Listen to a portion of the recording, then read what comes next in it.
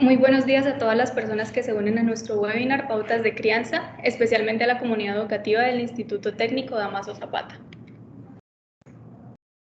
Nosotros somos estudiantes de noveno nivel de Medicina de la Universidad Autónoma de Bucaramanga y este webinar lo realizamos bajo la tutoría de la docente Oveida Rosales Martínez, enfermera y terapeuta de familia, quien junto a las directivas del instituto es la persona que se encarga de facilitarnos la práctica en este mismo.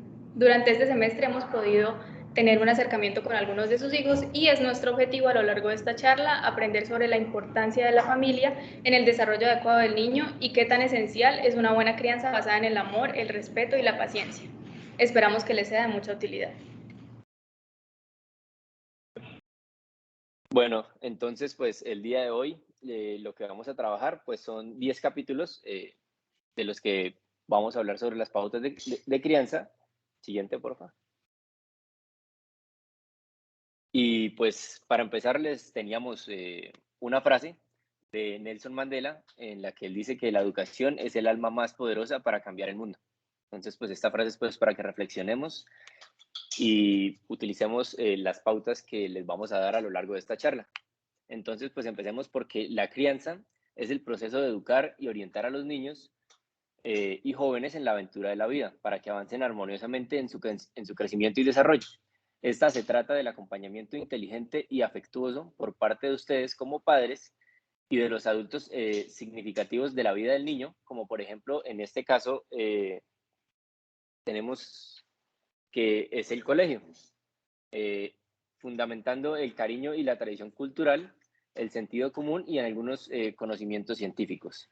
Tener esta responsabilidad de ayudarles a sus hijos a crecer despierta en ustedes con frecuencia ciertas ansiedades y lesiones, las cuales pues además de enfrentar algunos momentos difíciles con nuestros chicos y chicas en su recorrido hacia la autodeterminación, es necesario aproximarnos a ellos de una manera muy asertiva para pues generar un adecuado diálogo. Entonces, pues el ejemplo y el ejercicio de la autoridad de ustedes como padres, de una manera serena y firme, les permite entender que la adquisición de su autonomía es un proceso gradual en el cual hay límites.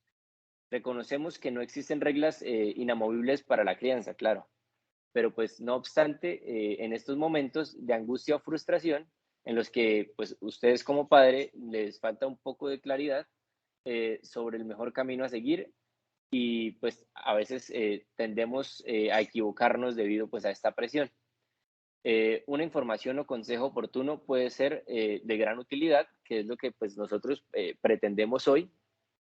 Y pues es en este espíritu que el Instituto Colombiano de Bienestar Familiar y la Sociedad Colombiana de Pediatría se han aliado para elaborar esta guía que les vamos a presentar hoy, que tiene como nombre El arte de criar hijos con amor, que pues ponemos hoy a su disposición.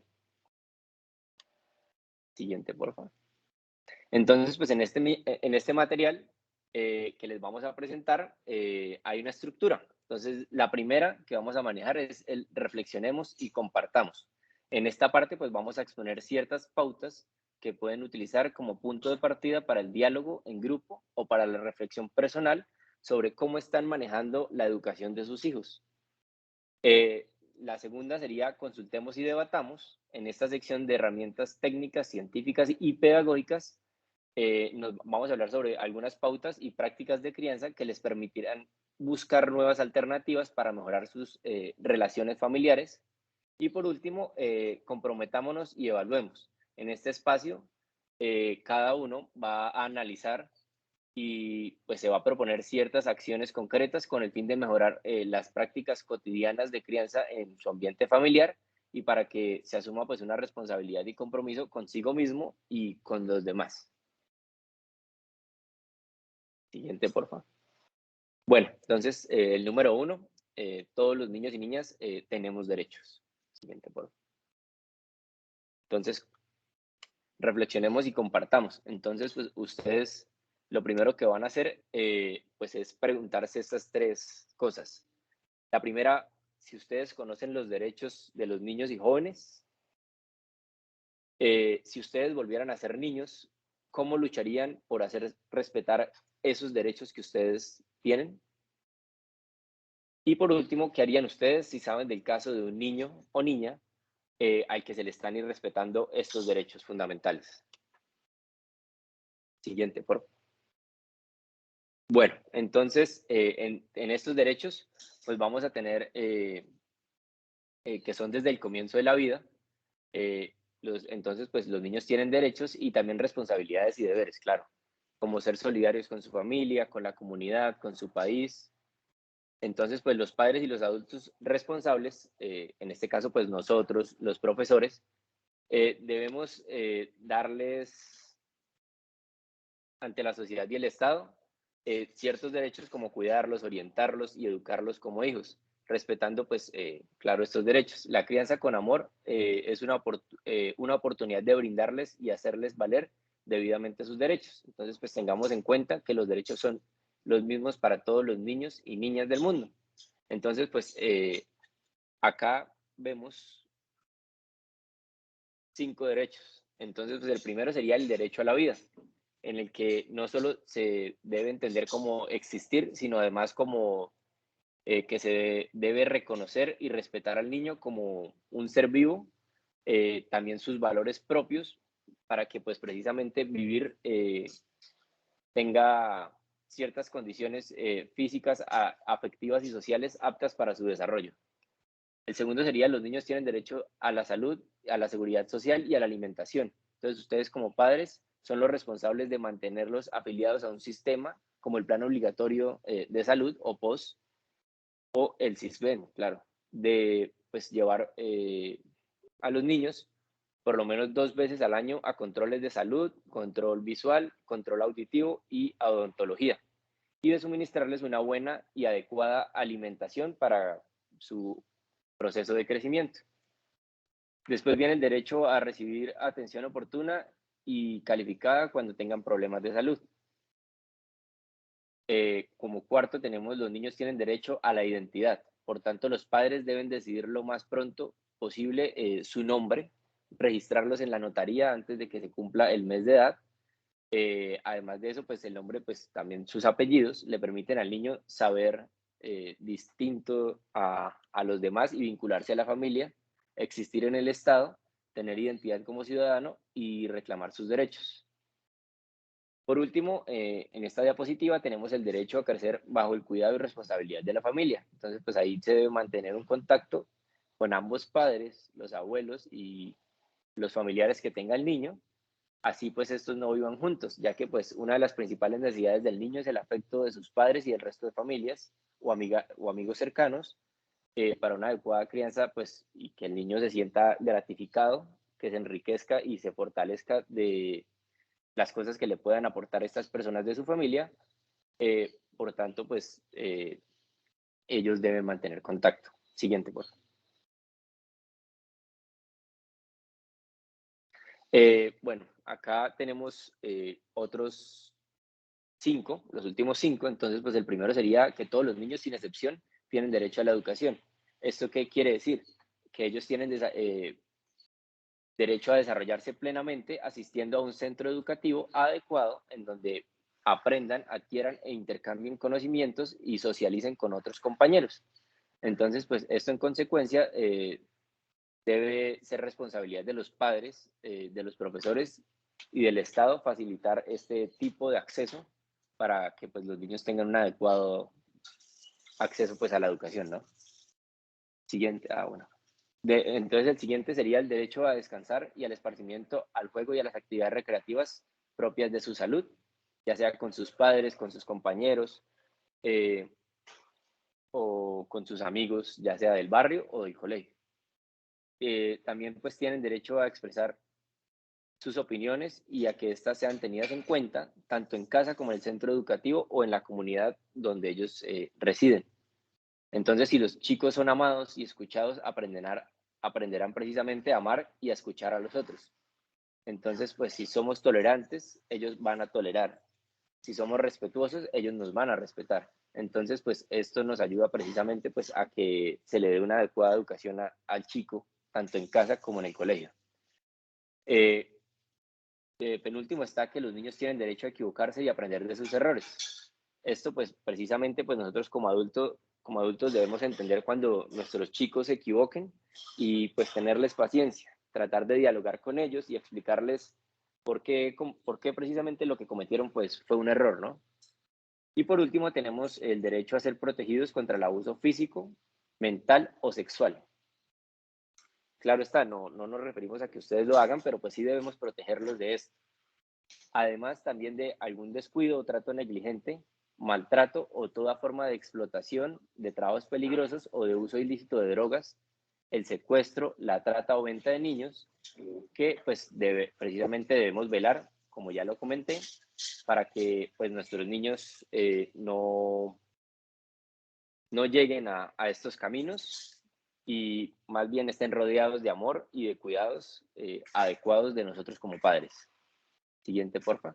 Entonces, pues el ICBF nos facilita esta línea que pues es gratuita, el 01 8091 8080, para que precisamente pues en caso de que reconozcamos que a algún niño se le están vulnerando, en especial pues los derechos, como este último de la violación, llamemos ya sea pues al número o nos comuniquemos también a la página que está ahí abajo en verde, que es www.icbf.gov.co/servicios. Ahí podremos pues acceder a ya sea un chat, una videollamada o encontrar el WhatsApp de ellos precisamente pues para reportar estos casos que pues se presentan cotidianamente y pues podemos ayudar con una llamada. Siguiente, por favor. Por último, pues vamos a ver y comprometamos y evaluemos. Entonces, pues acá vamos a manejar 4 puntos. Entonces, lo primero es que conozcamos y defendamos los derechos de los niños y velemos por que se cumplan. Por eso, pues, hice tanto énfasis en que los conocieran y más o menos tratar de explicarles qué era cada uno de esos derechos. Entonces, pues, también si conocemos algún caso en el que estos no se respeten, actuemos y denunciemos. Por eso, pues, también les mencioné la línea gratuita para que precisamente, pues, reportemos en caso de que veamos que otra persona está vulnerando estos derechos o ya sea de algún amigo de nuestros niños o de nuestros mismos hijos. También pues hablar con los niños sobre sus derechos y enseñarles a respetar a los demás y a defender los suyos. Entonces pues enseñarle precisamente pues a nuestros chicos que pues ellos tienen sus derechos, pero pues así como tienen sus derechos tienen sus deberes y todos los niños, así como ellos, también tienen derechos y deberes y pues que ellos no pueden vulnerarle tampoco ningún derecho a estos chicos. Y por último, pues escuchar a nuestros hijos, dialogar con ellos, respetar sus ideas aun cuando no las compartamos y tener en cuenta también sus opiniones y sobre todo creer en lo que ellos precisamente nos dicen.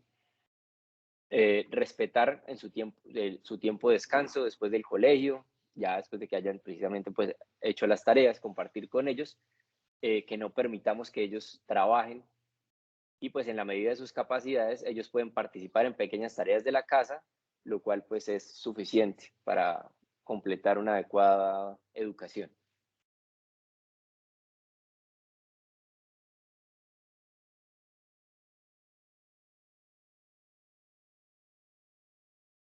Bueno, ahora en el segundo ítem vamos a hablar de paternar, que es amor y presencia masculina en la vida familiar. Bueno, reflexionemos y compartamos. ¿Deja usted que su niño juegue, se ensucie, experimente y comparta con ellos estas actividades? ¿Enseña a sus hijos a adoptar una actitud positiva frente a la vida? ¿Y de qué manera? ¿Les demuestra que los quiere y que los valora por ser quienes son y no por su belleza o inteligencia? Em, ¿Qué estrategias utiliza para corregirlos? ¿De qué manera demuestra a sus hijos que está satisfecho y orgulloso con sus logros? ¿Y qué tipo de actividades comparte con sus hijos y cuánto tiempo les dedica diariamente? Bueno, ahora vamos a hablar de paternar. Cuando pensamos en el padre, inmediatamente recordamos al nuestro y la relación con él, lo que aprendimos de él con su ejemplo, como hombre, como hijo, como esposo, como amigo y como padre. Un padre responsable y cariñoso se constituye en un modelo afectivo para la construcción de identidad de los niños. En los últimos tiempos se observa que el padre quiere participar en todas las labores de la crianza y que desea ser un padre colaborador y activo. Pero ser un padre que participa es un reto, ya que implica rescatar el derecho a expresar sentimientos y afectos por medio de abrazos, besos, caricias y presencia en la vida familiar y social. De esta manera se van a establecer vínculos afectivos sanos entre padres, madres e hijos mediante el ejemplo, la comunicación, el acompañamiento y el apoyo. La capacidad que tiene el hombre de involucrarse afectivamente, de asumir responsabilidades y roles dentro de la familia y de participar en la crianza eh, y la formación de los hijos es lo que en educación familiar se llama paternar. Paternar consiste en ser la figura masculina de crianza, en ofrecerse para ser una imagen con la que los hijos puedan identificarse, estar presente, dar ejemplo, amar, ser amado. Este vínculo afectivo tan importante se establece más que todo en los primeros años de vida del niño y se modifica y fortalece a lo largo de la crianza. Recibir un amor temprano deja un sello para toda la vida, y haber sido amado de manera incondicional por el padre, el tío, el abuelo, por otra figura masculina, influye notablemente en el desarrollo psicológico, social y sexual, y emocional de los hijos. Esta influencia se establece desde el momento en que se inicia la gestación.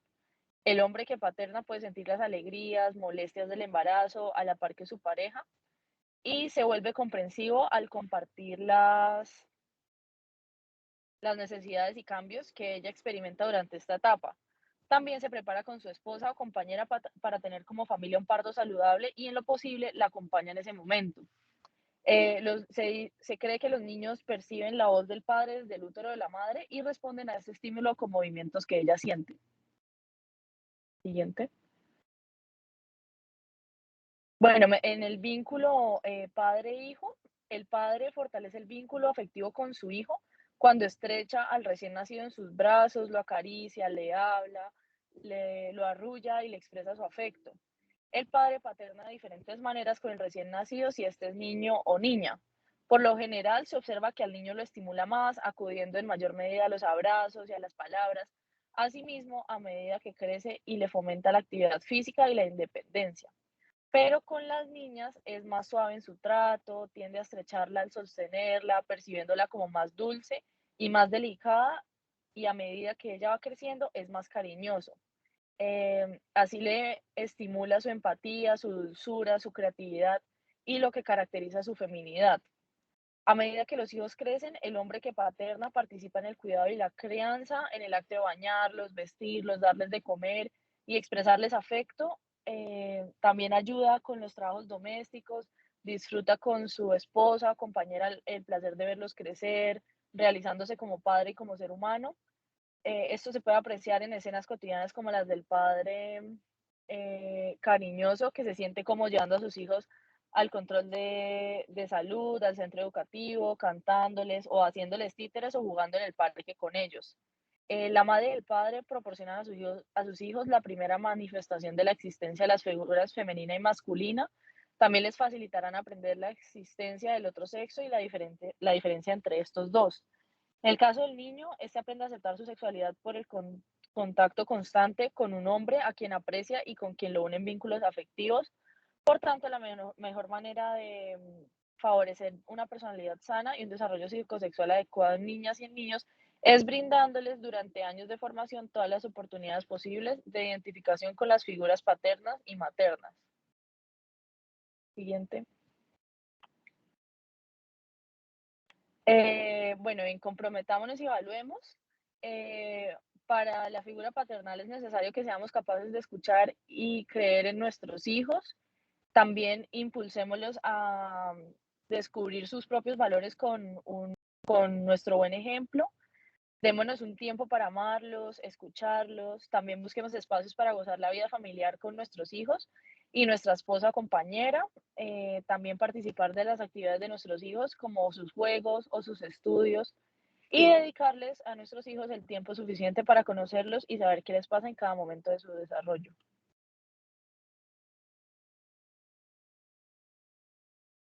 Bueno, y tenemos esta frase que dice que lo que se les da a los niños ahora, los niños lo darán a la sociedad. Siguiente. Bueno, mi nombre es María Alejandra Duarte y les estaré hablando sobre el siguiente tema, que es el buen trato en la familia. Entonces, para poder evaluar si nuestra familia tiene un buen trato, primero tenemos que reflexionar y plantearnos unas preguntas. Lo primero es si ustedes recibieron un buen trato de sus padres en su infancia, ¿cómo fue su infancia? Y a partir de esa reflexión, preguntarse si ustedes quisieran repetir con sus hijos o hijas el mismo modelo de infancia que ustedes tuvieron. Si fue un buen modelo de infancia a criterio de ustedes, pues cómo podrían ustedes como implementar ese modelo en su propia familia. Y si fue un modelo que ustedes consideran que de pronto podría mejorar o que habían cosas que ustedes creían que de pronto sus padres hubieran podido hacer diferente, ¿cómo ustedes podrían implementar esos cambios en sus familias? Y también preguntarse si sus familias, si en su familia es frecuente los regaños y los castigos o si predominan más que todos los elogios y los estímulos. Siguiente, por favor. Entonces, bueno, para hablar sobre el buen trato en familia, primero tenemos que definir y hablar sobre en qué consiste este término. Pues en realidad el buen trato tiene diferentes criterios. El primero es la disponibilidad, es decir, que todas las personas que pertenezcan a la familia estén dispuestas a pasar tiempo con los demás. Por ejemplo, ustedes como padres que tienen sus obligaciones laborales y que el trabajo es claramente fundamental para el desarrollo de la familia, pero igualmente tratar de sacar un tiempo de esa jornada laboral para destinar siempre con sus hijos. Digamos, por ejemplo, usualmente las familias destinan el tiempo de la comida para poder compartir, para poder hablar. El acompañamiento, los niños siempre, pues sobre todo en las primeras etapas, van a necesitar estar acompañados por sus padres o por otros miembros cercanos del círculo familiar.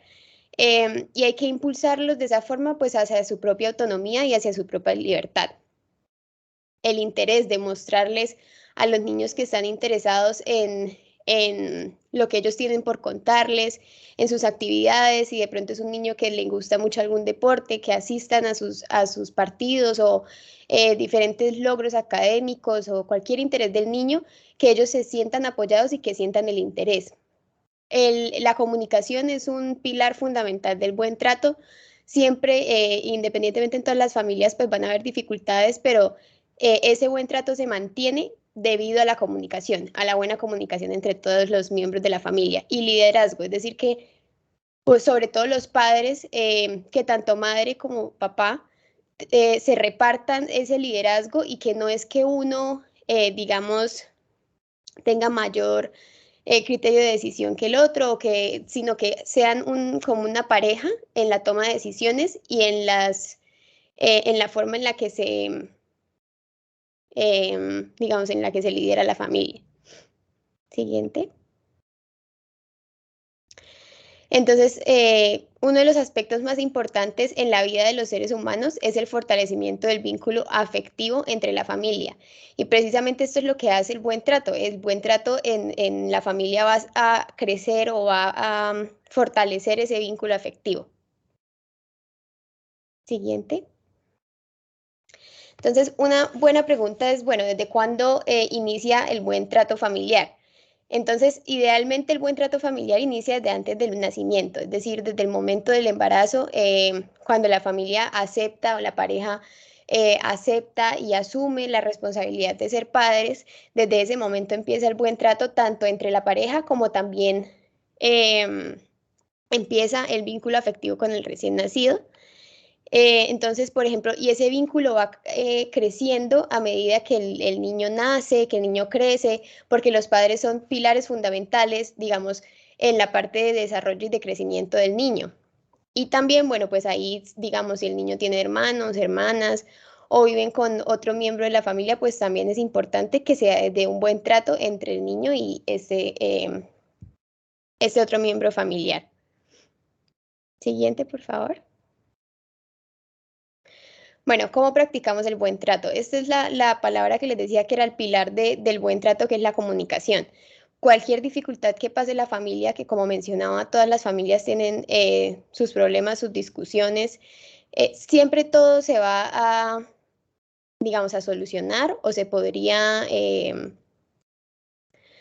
digamos, todos tienen que ser escuchados en la familia por medio de la comunicación. Entonces la comunicación siempre va a ayudar a que, digamos, el niño se exprese, siempre dejarlo expresar sus preocupaciones o de pronto si tiene una opinión por dar en una decisión familiar, escucharlo, saber que ustedes valoran su aporte. Y hacerlo sentir especial y hacer sentir al niño que él hace parte de esa familia y que como parte de esa familia también da sus opiniones y puede también tomar decisiones o hacer parte de las decisiones que toma la familia. Aparte de eso, siempre en la parte de comunicación ser muy afectivos, ¿sí? Recordarles que los quieren, que creen en ellos, que están orgullosos, que los quieren mucho. Y pues en general, entonces, este proyecto va a facilitar la expresión de sentimientos entre todos como familia. Siguiente, porfa. Bueno, entonces también el buen trato se extiende al compartir amigablemente la vida familiar. Entonces, ¿qué es lo que pasa? El buen trato inicialmente se cultiva o se inicia en casa, pero digamos, dependiendo de ese buen trato, pues el niño va a, digamos, reflejar ese buen trato en casa hacia el resto de la comunidad, ya sea el colegio, los compañeros de colegio o de pronto los compañeros del barrio también. Entonces, ese buen trato siempre se va a extender más allá de solamente el círculo familiar. Entre todos, recordar que entre todos nos cuidamos y entre todos nos ayudamos, ¿sí? De pronto hay personas externas al núcleo familiar que pueden ayudar o sí, prestarles ayuda para ayudarles en la parte del desarrollo del niño. Siguiente, por favor. Bueno, entonces esto es lo que les mencionaba. El buen trato inicia desde el hogar. Desde el hogar vamos a tener, se tiene que compartir los principios, las normas, se tiene que expresar cuánto se quiere a los niños, cuánto se valoran, escucharlos muy bien, hablar de sus logros, mencionarles que están muy orgullosos, impulsarlos, motivarlos a que lograron esto, pero pueden también seguir motivados y ir por más o adquirir otros logros más allá. Y pues lo que les mencionaba también, desde ese pilar que se funda en casa, pues el niño, dependiendo de ese buen trato que reciba, pues lo va a reflejar en todos los ambientes en los que se encuentre, como por ejemplo el ambiente educativo. Siguiente, porfa. Entonces, pues un niño que recibe un buen trato es un niño que puede opinar sin discutir, es un niño que se siente contento al llegar a casa, es bien recibido, siempre los padres o las personas de la familia son muy expresivos, consideran sus aportes y nunca rechazan de forma como de una vez cerrarse a la opinión del niño, sino que se acepta sus opiniones, pueden opinar sin discutir. Por ejemplo, podría ser un niño que mencione que lo escuchan y que reconocen sus cualidades y que es feliz porque se ama y se siente amado por su familia. Siguiente. Bueno, y finalmente dejarlos con este como concepto global, y es que el buen trato y el afecto son las herramientas propicias para lograr el bienestar de la niñez y la juventud, de la familia y de la sociedad.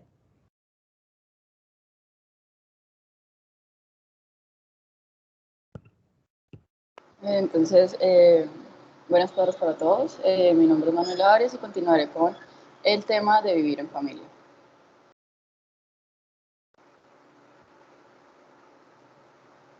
Siguiente.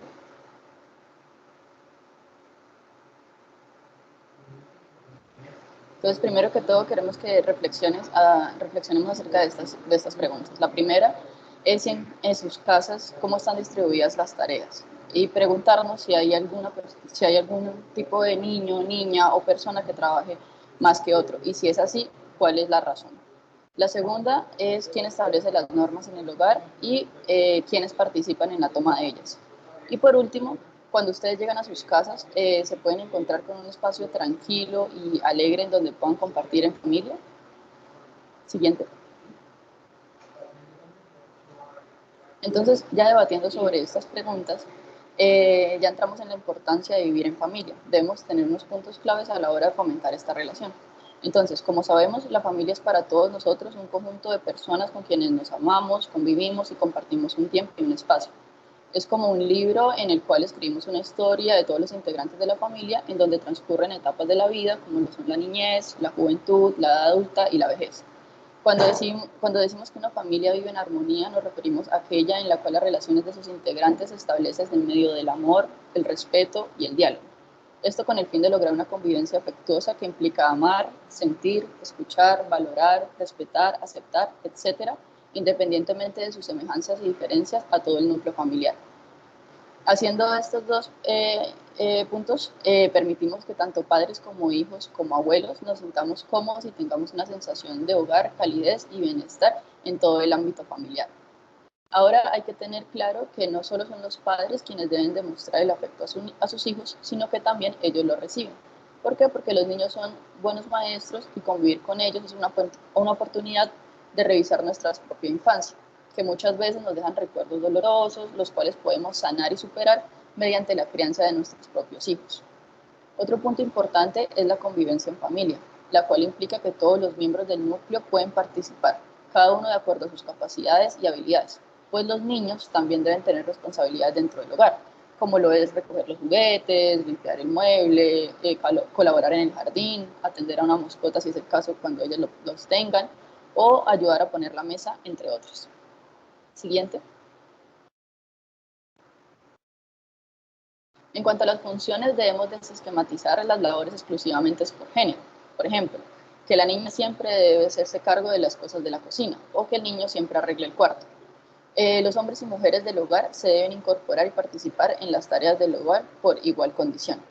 Los niños también necesitan crecer en valores y reglas, y la familia debe apoyar al niño en la formación de hábitos, como lo es el aseo, la alimentación, el sueño, la lectura, la música, si es del gusto de ellos, entre otros. La vida en familia con un hijo debe facilitar el juego como medio para que siga descubriéndose, para la maduración física y emocional, para aumentar el nivel de conciencia de sí mismo y sobre la otra persona, o incluso para resolver problemas. Por ejemplo, si el niño llega a jugar con la ropa sucia, esta situación no debe ser motivo de castigo ni de burla. Lo que se debe establecer previamente es decirle al niño qué ropa es la adecuada para que él pueda jugar y por ende ensuciar. Siguiente. Es muy importante que la familia promueva el respeto por el niño, en su temperamento, en su sexo y en su forma de ser. Eso quiere decir que deben ser aceptados tal y como son, para que ellos no busquen la necesidad de apartarse o realizar acciones para llamar la atención en busca de una aprobación. En todo este proceso de convivir en familia, cada uno de los miembros está elaborando su proyecto de vida, resultado de sus capacidades, sus vivencias, experiencias, sueños y expectativas, por lo que la familia debe ser un escenario propicio y benéfico para lograr este objetivo. La vida en familia debe proporcionar ternura y cariño, independientemente de la edad del niño. Ellos necesitan que los acaricien, un abrazo, un beso, compartir sus experiencias, una cara amorosa, manifestaciones que, a fin de cuentas, alimenten el espíritu y le hagan sentir un ser amado, valioso e importante dentro de la familia. La familia, además de eso, deberá brindar seguridad a todos sus miembros. Se deben tener la sensación de que ellos se puedan encontrar a salvo y que a pesar de que ellos se equivoquen o tengan dificultades, la familia los va a apoyar sin necesidad de ser señalados ni culpabilizarlos. En la familia, además de eso, nos debemos tratar con igualdad y respeto, tanto hombres como mujeres, atendiendo equitativamente las necesidades de todos. La vida en familia requiere además establecer unos límites claros con el medio social y con el resto de la familia. Y además de eso es importante reconocer las dificultades como oportunidades, ya que si buscamos soluciones conjuntas en los momentos de crisis, se pueden superar mucho más rápido. Siguiente. Y ya por terminar, quiero que recordemos que la familia es una pequeña comunidad democrática en la que todos tenemos derechos y deberes, además de oportunidades para realizar nuestro propio proyecto de vida.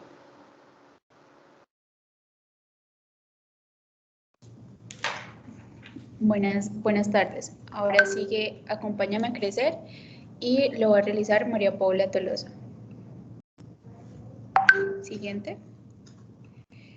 Entonces, reflexionemos. Si algún Si volviéramos a ser niños, ¿cómo nos gustaría que nos trataran? ¿Y por qué es importante la presencia del padre o de la madre para desarrollar la personalidad del niño o de la niña? Entonces tenemos que entender que ningún niño es igual a otro. Las características, el ritmo de desarrollo son distintos para cada niño. Entonces no podemos pretender que se comporten como la familiar, como el padre, como los hermanos, como los vecinos. Tenemos que entender que cada niño va a tener su proceso. Entonces, ¿cómo es el niño de 1 a 6 meses? Los niños de 1 a 6 meses han aprendido a dominar un poco su cuerpo, siguen la luz con los ojos, controlan su cabeza, giran sobre su propio cuerpo, se sientan con apoyo. Y es importante que nosotros entendamos que ellos se van a expresar mediante sonrisas, llantos, miradas, gritos. Entonces, ¿qué debemos fortalecer? Debemos ayudarlos a cambiar de posición cuando estén despiertos y activos, hacerle masajes, estiramientos de piernas y brazos, fortalecer el vínculo afectivo, como amamantándolo, hablándole, cantándole, acariciándole, atendiendo sus necesidades de afecto y paciencia. Se puede colocar música suave, hablemos con él, dejemos que juegue y descubra su propio cuerpo. Y tratemos de prevenir accidentes en casa, y cuando los dejemos en cuidados de otras personas, asegurémonos de que éstas sean afectuosas y responsables para así poder que ellos tengan un buen desarrollo. ¿Cómo es el niño de 6 a 12 meses de edad? Entonces, el niño va a poder ya sostener su cabeza, ya se va a poder sentar solo, va a gatear, se va a poder parar con apoyo y cerca al año va a empezar a caminar. Ya va a balbucear, ya podrá decir algunas palabras. De 8 a 10 meses va a diferenciar el entorno familiar y qué es lo desconocido. Por eso puede ser esquivo con las personas extrañas. Y de 10 a 12 meses aparece el no, entonces va a ser un logro importante para el desarrollo y el lenguaje de él. Entonces, en esta etapa de edad podemos colocarle al niño a jugar en lugares seguros que le permitan desplazarse, colocarlos con objetos llamativos y seguros para que los manipule con libertad, hablarle claro y responderle a sus balbuceos, a sus gritos, a sus risas, jugar a escondernos, presentarle y hablarle a las personas extrañas a él, sin ejercer presión de que él sea simpático con los desconocidos. Llamarlo también por su nombre va a ser muy importante a esta edad. El niño de 12 a 18 meses de edad ya se dedica a buscar cosas nuevas y va a perfeccionar en la marcha hasta que ésta sea segura y estable. Ya va a ser capaz de correr, de patear y se interesa por explorar su entorno. Comienza a compartir experiencias con el lenguaje, intenta demostrar sus logros, rechazando la ayuda de los adultos. A los niños de esta edad podemos llevarlos a lugares abiertos donde éste esté en contacto con objetos, con otras personas, con otros niños, estimularle a que haga todo lo que se sienta capaz de realizar, pero con una vigilancia estrecha, dejar que toque, que conozca su cuerpo, enseñarle diferentes partes del mismo cuerpo, como son sus nombres, dejarlo que toque y salir de paseo con él y que él pueda descubrir las cosas. En el niño de 18 a 24 meses de edad el niño ya va a estar muy activo y siente la necesidad de experimentar en espacios diferentes a su casa, como trepar, saltar, dominar el equilibrio, correr. Ha empezado a entender conceptos como qué es lo grande, qué es lo pequeño, qué es lo delgado. Su vocabulario ha aumentado aún más y ya sabe el nombre de varios objetos. La mayoría de ellos ya están preparados para afrontar el aprendizaje del control de esfínteres y nosotros como padres debemos acompañarlos. Socialmente comienza a jugar y ya es una persona importante como en la sociedad. Entonces a los niños de estas edades debemos estimularles la actividad física, jugando con él, dar el ejemplo de compartir, de que comparta con sus amigos, con sus hermanos, con sus familiares, motivarlos a dibujos, a a que juegue con elementos de distintas formas. También se puede ayudar a sostener conversaciones entretenidas con él, ayudar a diferentes conceptos, a diferenciar diferentes conceptos, acompañarlo con el control de esfínteres, que es una etapa muy importante, y hablarle claro, sin diminutivos, contarle cuentos, leerle, mostrarle imágenes. En los niños de 2 a 3 años de edad ya tienen grandes logros en seguridad, en habilidad, en velocidad, caminan de puntas, hacia atrás, en talones, aparece la época del porqué y utilizan el juego para entender las experiencias que vive. A partir de los 30 meses inicia a jugar con distintos juegos que le ayudarán a formar su identidad sexual. Entonces con ellos podemos jugar a empinarse, a caminar, jugar con los balones, estimular, dibujar la familia, dibujar las diferentes personas que él conozca, hablar de diferentes temas y de historias, permitir que juegue con juguetes de ambos sexos y permitir que explore libros, revistas que para él sean de interés. En cuanto a los niños de 3 a 5 años, está ya completamente integrado al mundo social y puede afrontar el ingreso del preescolar con tranquilidad y alegría. Entonces, él se va a sentir seguro y comienza a elegir las primeras amistades y ya para él es capaz de diferenciar quiénes son hombres y quiénes son mujeres. Entonces, ¿qué le podemos ofrecer a él? Ofrecerles actividades como deportes, danzas, teatro, pintura, que ingrese a centros educativos y establezca hábitos y rutinas, responder a las preguntas sobre sexualidad con claridad y sencillez, respetar su intimidad y respetar la de los demás, estimular la expresión verbal de emociones, motivar el gusto por libros, lectura, escritura, compartir las horas de la comida con él, acompañarlo en presentaciones escolares, dialogar con profesores y cuidadores y repartir con él expresiones de amor.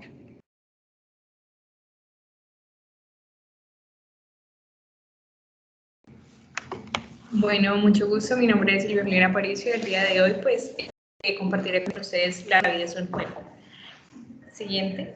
Bueno, entonces pues hay unas preguntas que nos invitan a la reflexión primero que todo y es a los padres pues ustedes a qué jugaban en la niñez y cómo los hacía sentir precisamente el hecho de jugar. ¿Cuáles juegos, digamos, practican ahora en su familia, con sus hijos? ¿Son los mismos? ¿Han cambiado la dinámica? ¿Eso se modifica? Entonces, pues es una invitación a la reflexión. ¿Y cuándo fue el último juego pues, que compartieron con sus hijos? ¿Les han dedicado tiempo? ¿Han dedicado tiempo también para el esparcimiento, para el juego? Siguiente. Entonces, bueno, tenemos que tener en cuenta que todos los seres humanos de todas las edades nos gusta jugar. Pues es algo que así pasa el tiempo, se modifiquen las conductas, siempre va a permanecer. Siguiente. Bueno, entonces hay que tener en cuenta también 3 aspectos fundamentales que nos permite el juego. Entonces el juego permite lo que es el desarrollo sano de los niños. Entonces, ¿cómo es ese desarrollo sano? Entonces el juego les va a permitir tener un escenario precisamente en el cual se puedan distraer, en el cual puedan saltar, brincar, expresarse, puedan ser alegres, creativos, aprender, entretenerse, entre otras pues habilidades o posibilidades que nos brinda pues interactuar de esa manera. También pues alimenta los espíritus, el espíritu del niño, porque por así decirlo, el juego le favorece que creen mundos alternativos, que desplieguen su imaginación de alguna manera y pues puedan de alguna u otra forma aislarse de pronto de situaciones del mundo externo que los pudiesen llegar a preocupar o que pues tuvieran algún tipo de repercusión en su vida. Y también pues facilita el desarrollo de otras funciones, como por ejemplo pues crear una conexión emocional, digamos, con sus papás, unirse más con sus amigos, o sea, ser más cercanos, más estrechos, entre otras pues opciones, por así decirlo.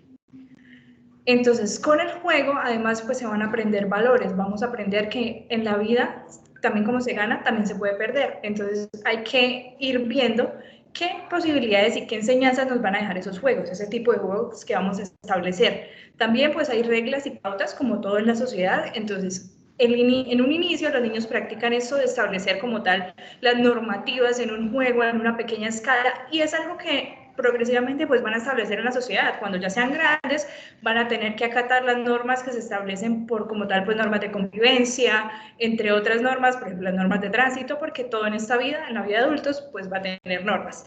Y también, como ya había mencionado anteriormente, como tal se hace más fuerte lo que son los lazos de amistad y solidaridad, porque se comparte más tiempo. Al compartir más tiempo, pues hay mucha más interrelación entre las personas y eso favorece que haya una mayor vinculación.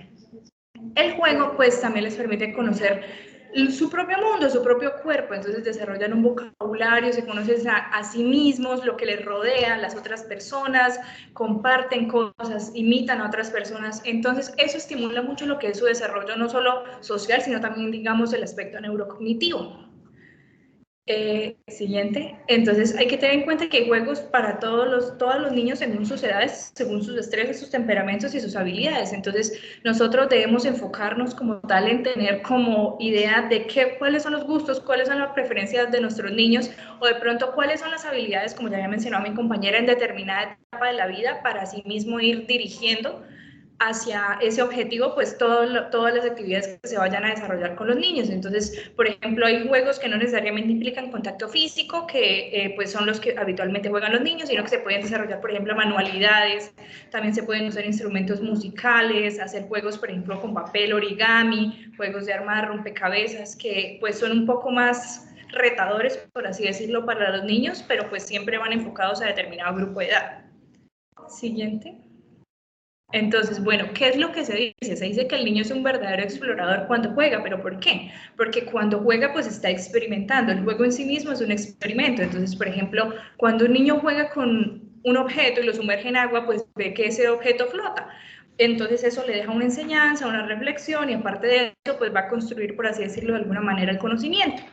Digamos, a los 5 años, pues ya son juegos de, por ejemplo, de reglas o que tienen como pautas específicas que ellos deben seguir, o por ejemplo los juegos de roles, los juegos de mesa que se van incorporando ya cuando el niño va siendo más grandecito, cuando de pronto va teniendo mayor conocimiento o cuando pues se puede desenvolver mejor, por así decirlo, en este tipo de actividades, o incluso pues toda su vida pues va a seguir jugando con su cuerpo. Siguiente. Entonces, el juego también sirve como una herramienta para sanar y superar los conflictos, de manejar las dificultades. Entonces, muchos niños, por ejemplo, logran sanar algunas de esas heridas emocionales que puedan llegar a tener o olvidar algunos de esos problemas intrafamiliares que puedan estar vivenciando, por lo mismo y tanto que hacía pues la salvedad hace unos minutos, que los niños crean un mundo imaginario libre de problemas.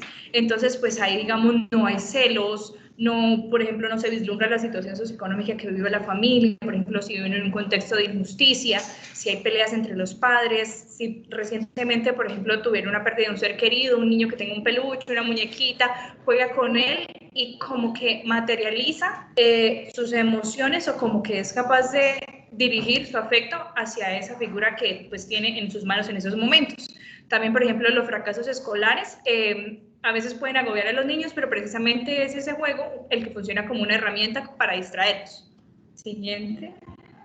Entonces, pues hay varios tipos de juegos, hay varios tipos de interacciones o de dinámicas, por ejemplo, los cuentos infantiles, que son la salida a los conflictos, entonces son mundos imaginarios con enseñanzas, con esperanza y con una mirada diferente del mundo que los rodea. Las rondas como tal, pues precisamente los permiten esa interacción social, que pierdan el miedo a lo desconocido, a relacionarse con otros niños, les estimulan la confianza en ellos mismos y pues también el hecho de valorarse, quererse y pues tenerse algún tipo de aprecio.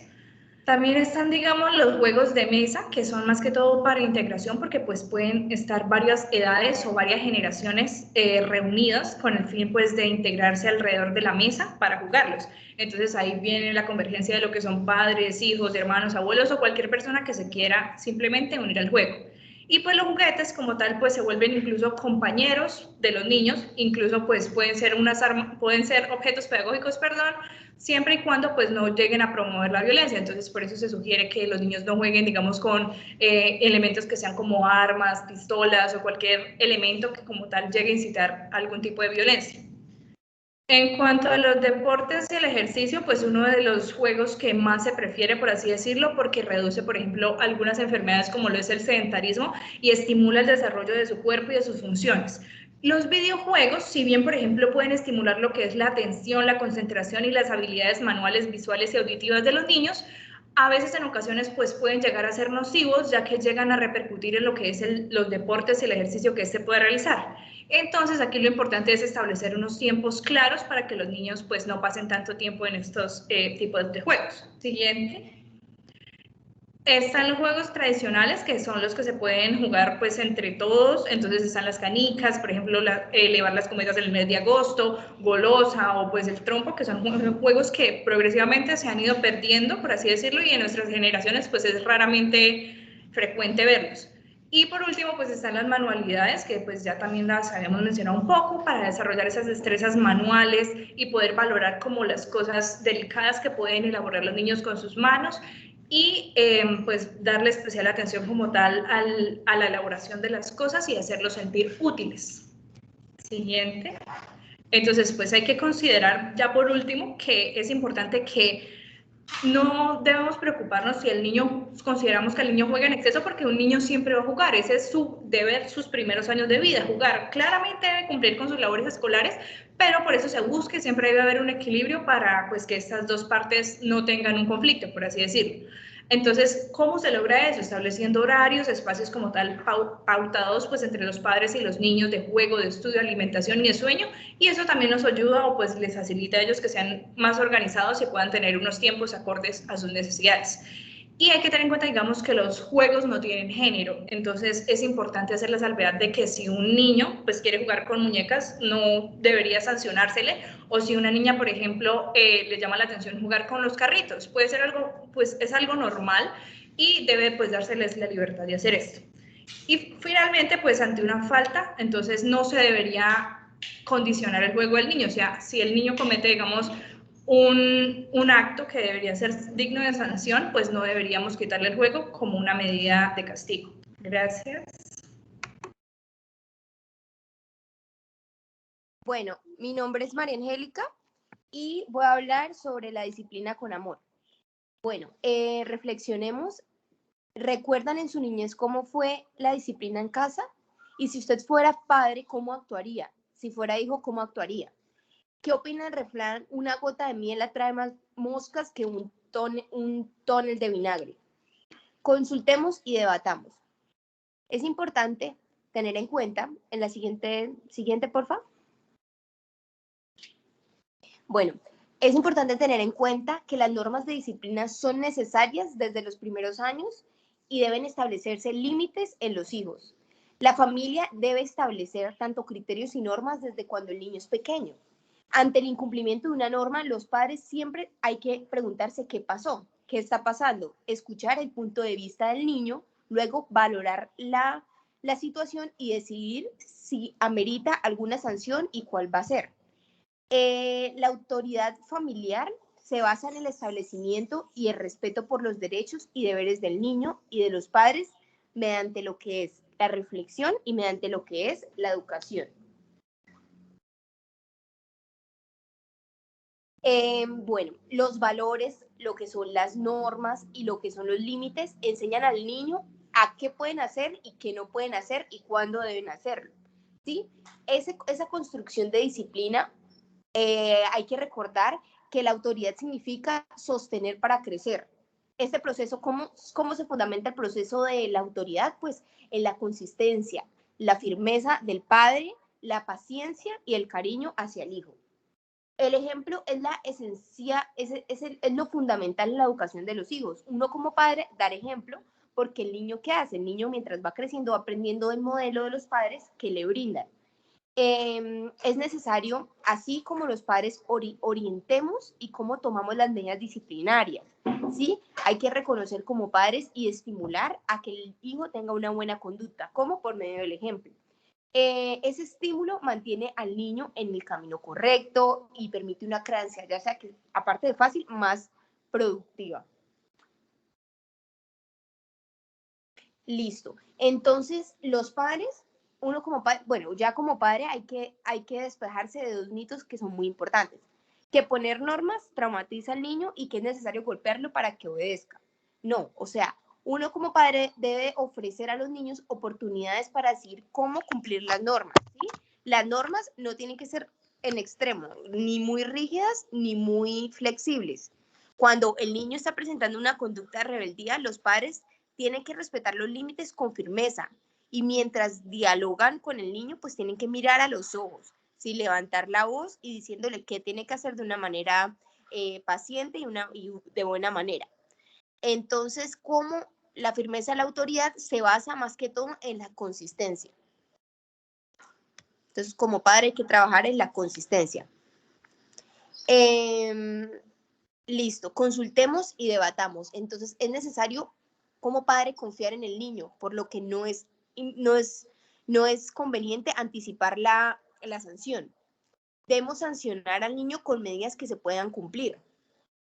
Las sanciones deben dirigirse a los privilegios, no a los derechos.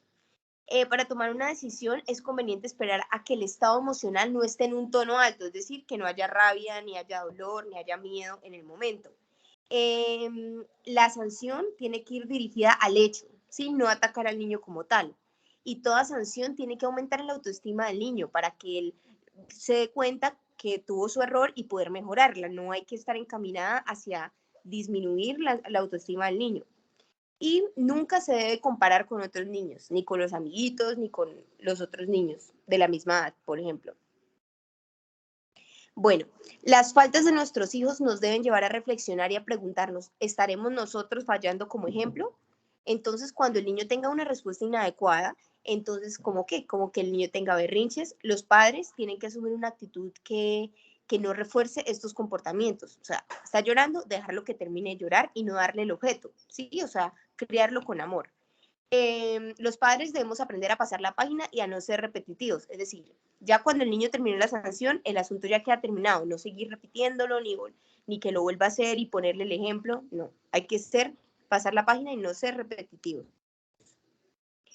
Bueno, como padres, en la siguiente diapositiva, por favor.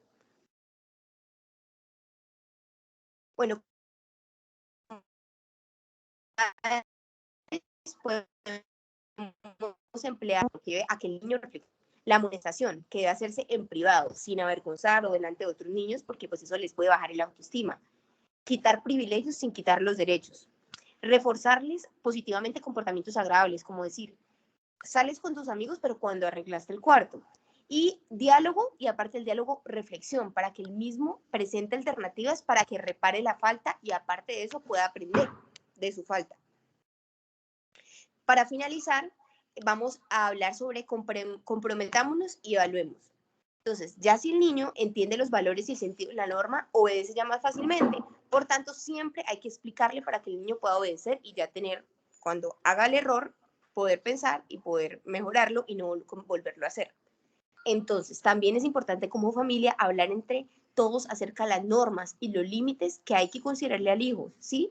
Y de los criterios que establecen estas normas. Hay que ser firmes y mantener la calma cuando el niño haya cometido una falta, no alterarse de una y empezar a gritarlo ni nada de eso. También hay que ser conscientes frente a nuestros hijos. ¿Qué quiere decir eso? Que la palabra, no solamente hablar por hablar ni decirle las cosas por decírselas, ¿sí? O sea, hay que estar conscientes que la palabra esté sustentada con el ejemplo. Bueno, si no hemos equivocado, hablemos con el hijo, ¿sí? Y presentemos disculpas. O sea, si uno como padre se equivocó, pues presente disculpas, porque uno también se puede equivocar. Bueno, conversemos claramente con nuestros hijos y asegurarles de uno decir las cosas de una manera sencilla de lo que esperamos que él haga. Bueno, también como padre hay que controlar las emociones, no dejarse llevar por la ira, por la rabia, por la decepción, no. Hay que calmarse y poder decir las cosas con amor porque el hijo entiende ya de acuerdo al ejemplo. Y lo último es no sancionarlo con maltrato físico, verbal o emocional, o sea, esa no es la solución. Casi siempre uno aprende con palabras y con el ejemplo.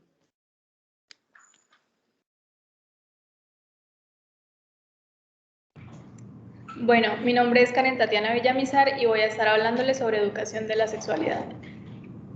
Entonces, la primera pregunta que debemos hacernos es, como padres, ¿estamos listos para responder las dudas de nuestros hijos sobre sexualidad? Muchas veces nuestros mismos padres, a nosotros, nunca nos hablaron de estos temas y llegamos a la adolescencia pensando en que son cosas extrañas, son tabús que no podemos conversar con nadie.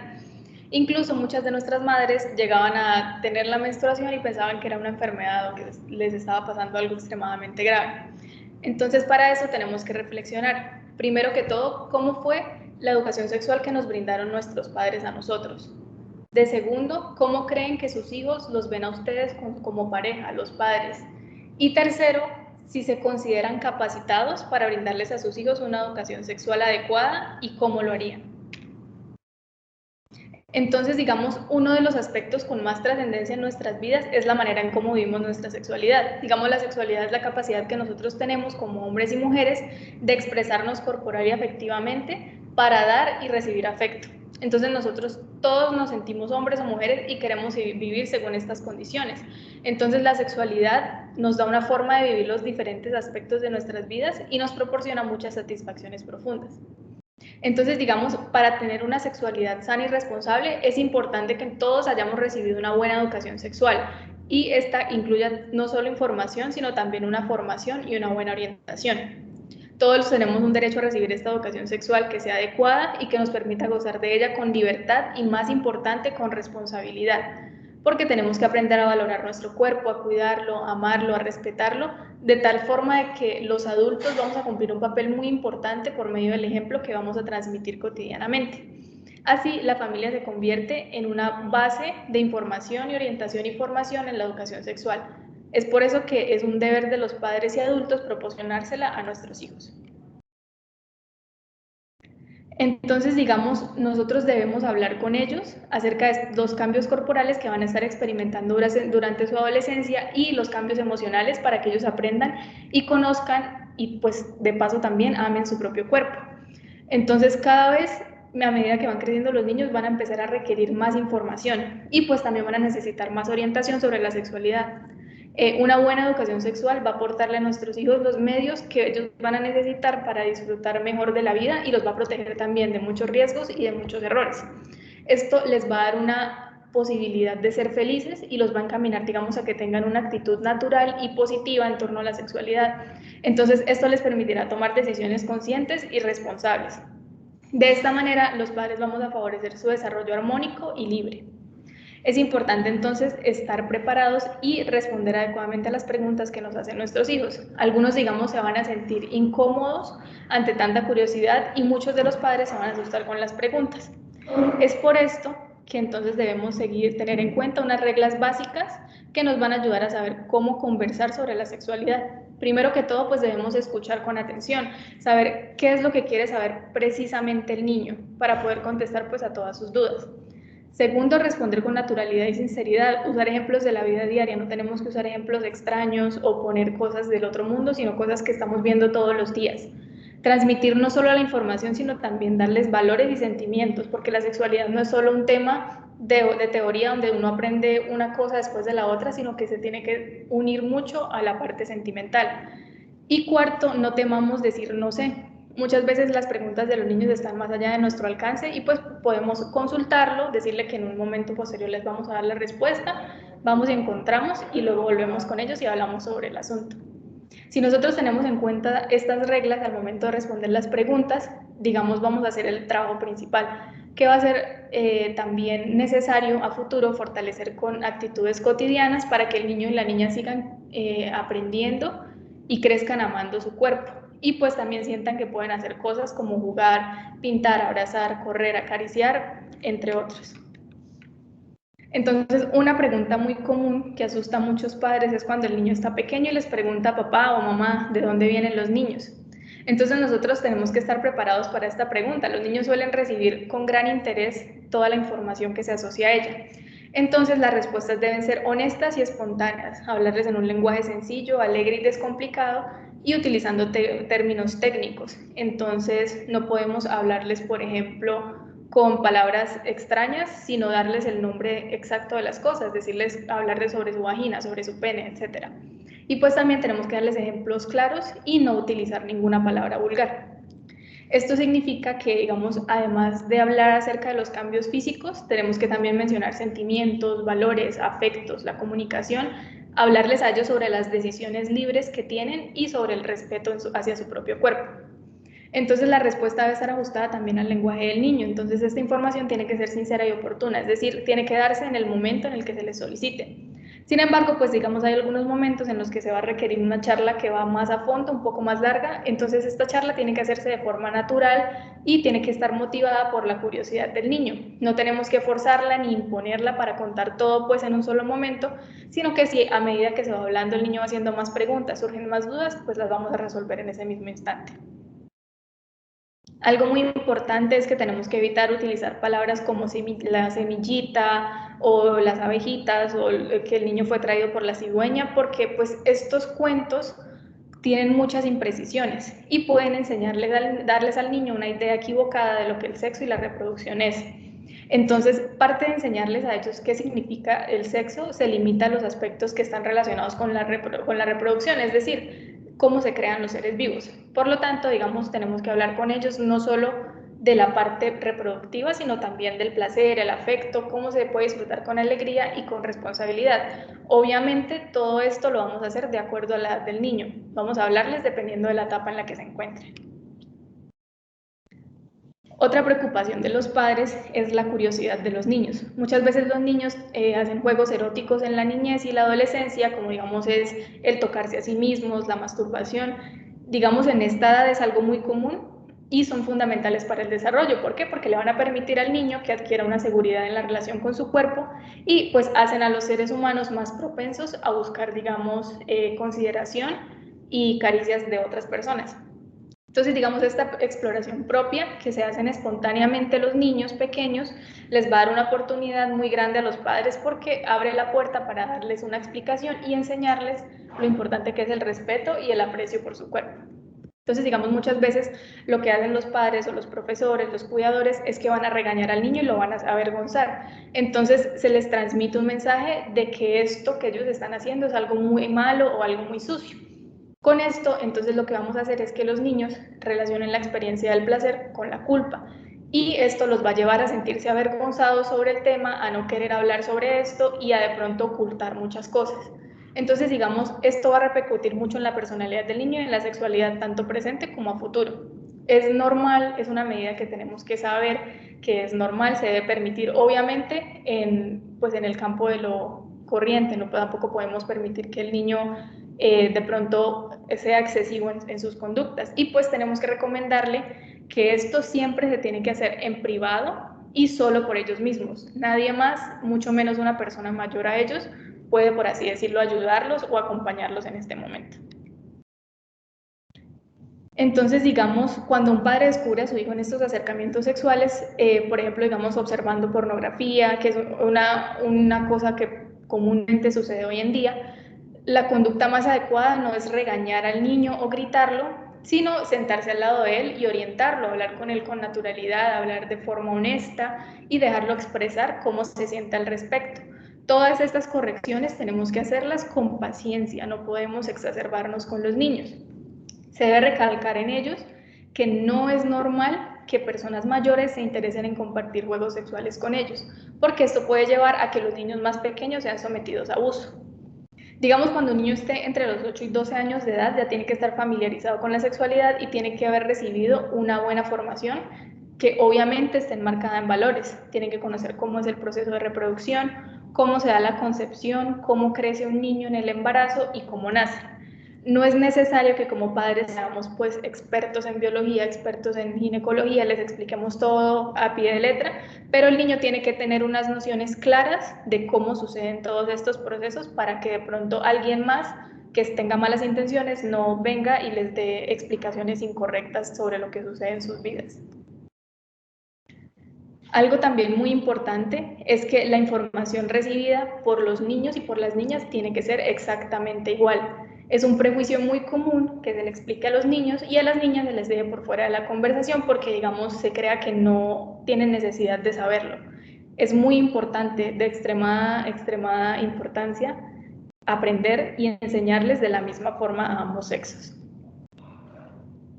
También tenemos que ser muy claros sobre los riesgos a los que se exponen. En esta etapa de la vida es el momento para hablar con nuestros hijos de métodos de protección, de cuidado prenatal, de los problemas que contrae la sexualidad, porque obviamente no podemos hablarles solo sobre las partes positivas, sino también sobre las partes negativas cuando no somos responsables.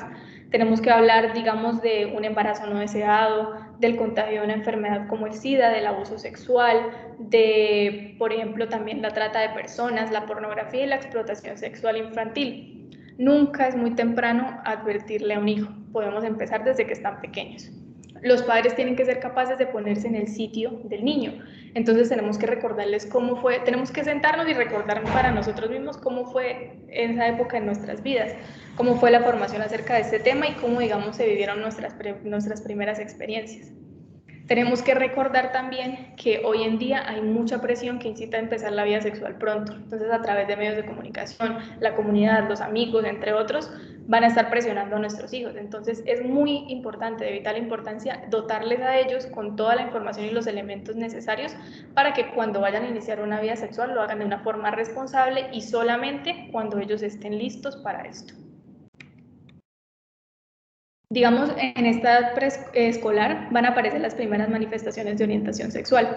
Entonces, como padres y cuidadores de los niños, tenemos que tener siempre un ambiente de aceptación y apoyo ante la orientación sexual que el hijo o la hija descubran entre sí. Tenemos que recordar, la orientación sexual es algo que se descubre y no que se elige. Tenemos que ser pacientes, sentarnos con ellos, escucharlos y hablar sobre nuestras preocupaciones y las preocupaciones que ellos tengan. Digamos, descubrir la orientación sexual produce una ansiedad tanto para los padres como para los hijos, una ansiedad muy grande. Y pues en esta época es donde los padres empiezan a preguntar como, ¿será que mi hijo es homosexual? De pronto cuando lo ven jugando con otros niños del mismo sexo, se preocupan o sienten que es algo que está mal, sienten que de pronto si notan algo de atracción quieren cortar de raíz la interacción y pues es mejor dejar que los niños por sí mismos descubran qué es lo que está sucediendo. Digamos, esta inquietud suele surgir muchas veces en los juegos infantiles y cuando el niño está experimentando con personas de su mismo sexo. Algo muy importante que tenemos que recordar es que la sexualidad es algo que se debe vivir con alegría y responsabilidad. Esto va a hacer de nuestros hijos e hijas seres felices, capaces de vivir su sexualidad como fuente de afecto, placer y comunicación y en un ambiente de igualdad entre hombres y mujeres.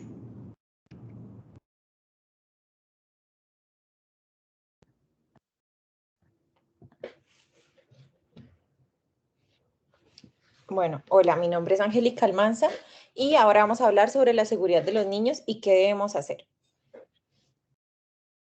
Bueno, entonces, hay varias preguntas que nos tenemos que hacer como padres y les hemos enseñado a cuidarse a nuestros niños. Como padres les hemos dado ejemplos de las conductas seguras que ellos deben tomar y si en nuestra casa y comunidad es segura para nuestros hijos.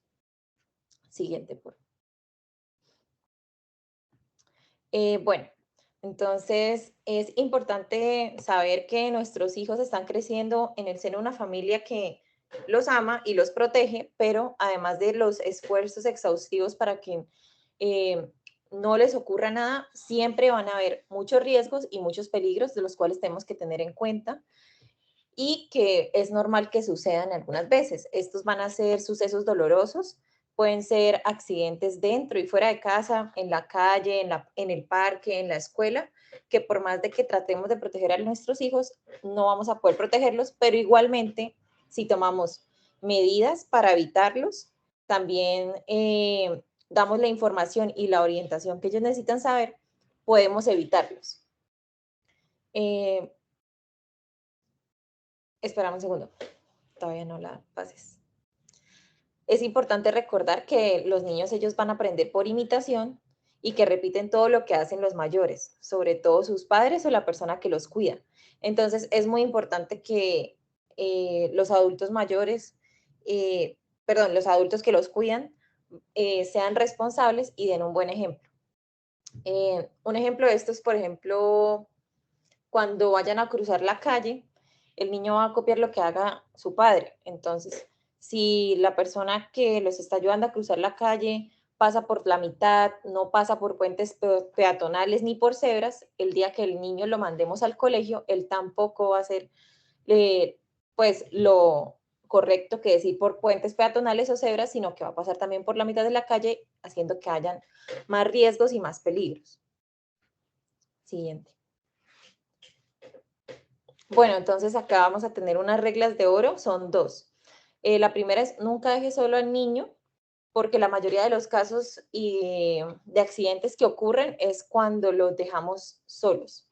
Entonces, siempre que estemos en un lugar donde veamos que hay algún peligro, que no es seguro, nunca descuidar al niño, siempre estar acompañándolo para evitar esto. La segunda regla es nunca piense que el niño no es capaz de. Entonces, a veces pensamos que el bebé está muy chiquito y él todavía no se va a voltear, entonces lo dejo en la cama y me voy a hacer otra cosa y él mismo se puede voltear en cualquier momento y caerse. No debemos pensar que todavía no son capaces, sino siempre ir pensando un paso adelante y ser precavidos. Siguiente, por favor. Bueno, hay una edad de los accidentes y esa es a los 4 años. Entonces, a esta edad es cuando los niños empiezan a ser más exploradores, quieren saber el porqué de todo, una explicación a todo. Entonces, en esa edad es muy importante que como padres, si a un niño se le dice que no salga a la calle, porque si no será castigado, es importante también explicarle por qué no puede salir a la calle. Es importante explicarles a ellos todas las razones de por qué hacemos las cosas.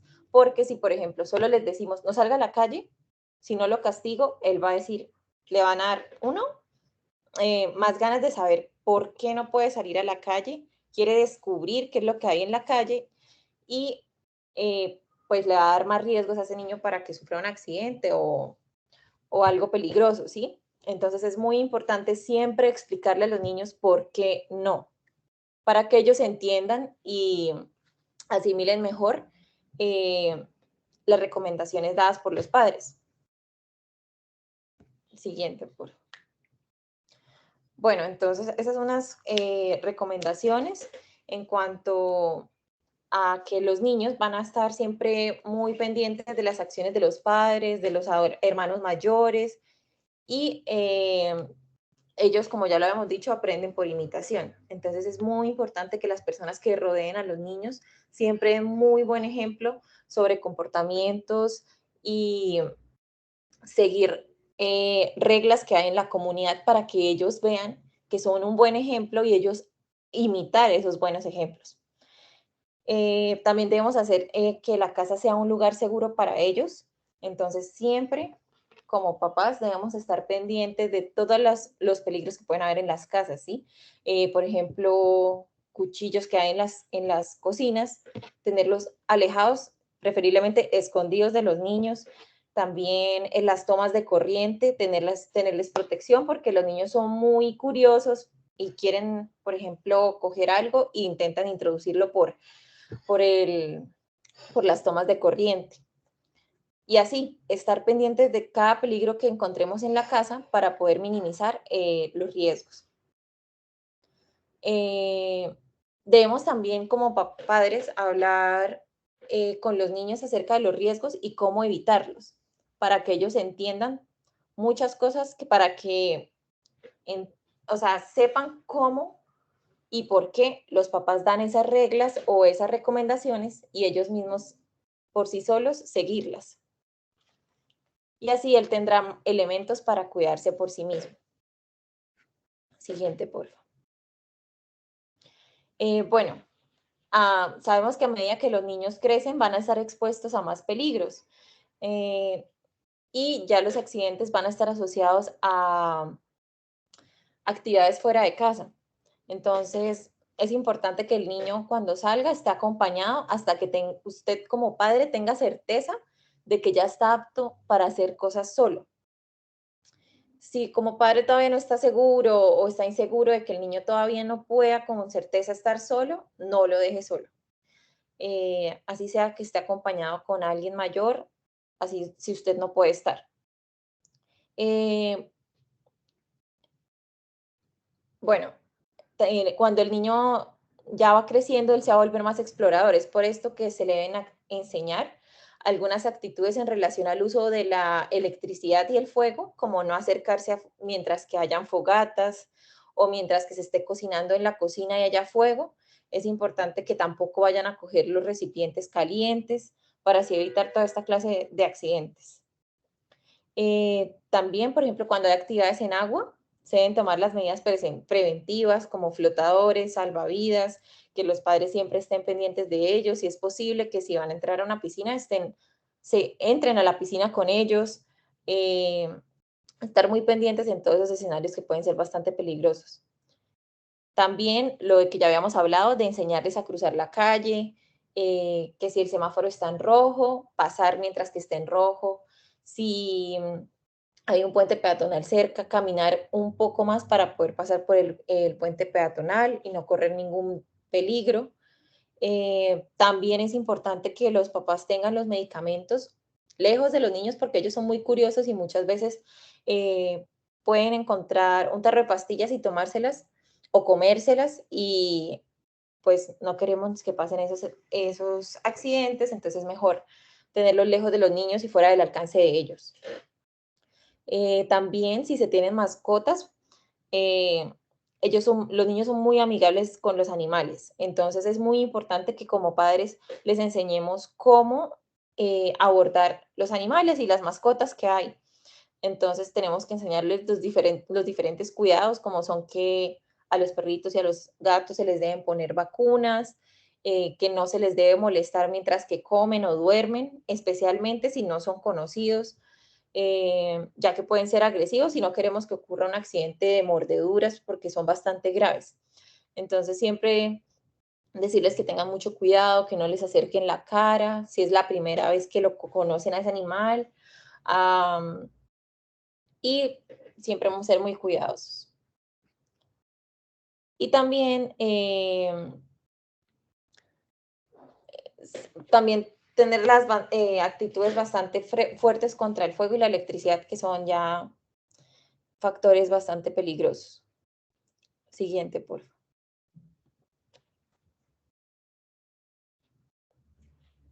Bueno, entonces, hablando de crisis familiares, siguiente diapositiva, por favor.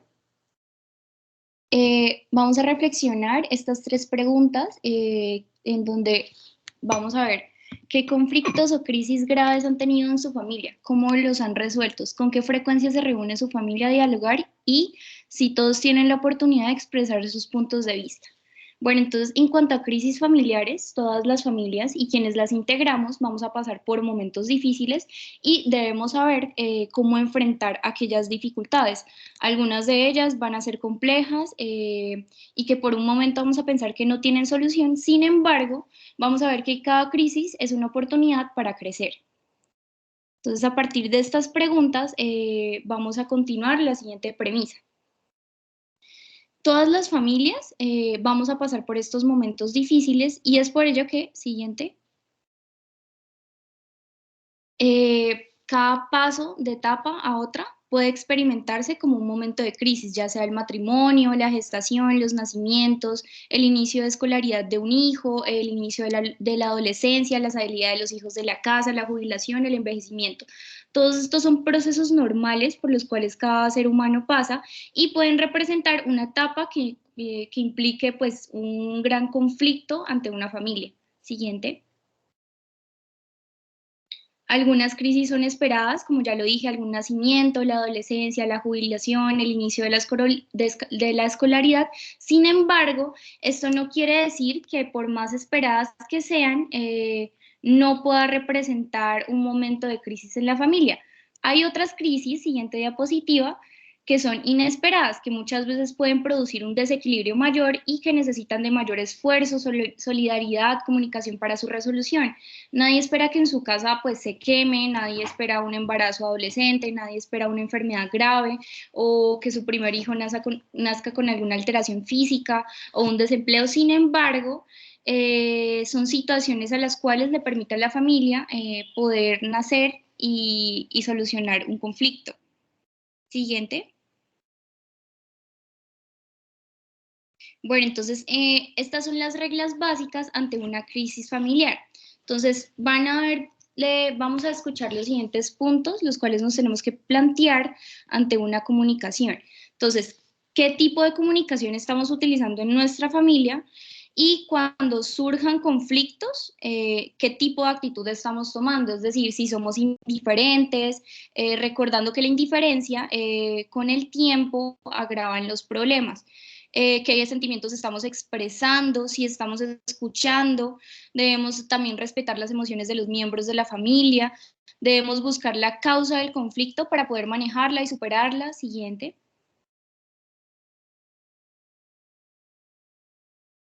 Siguiente, por favor.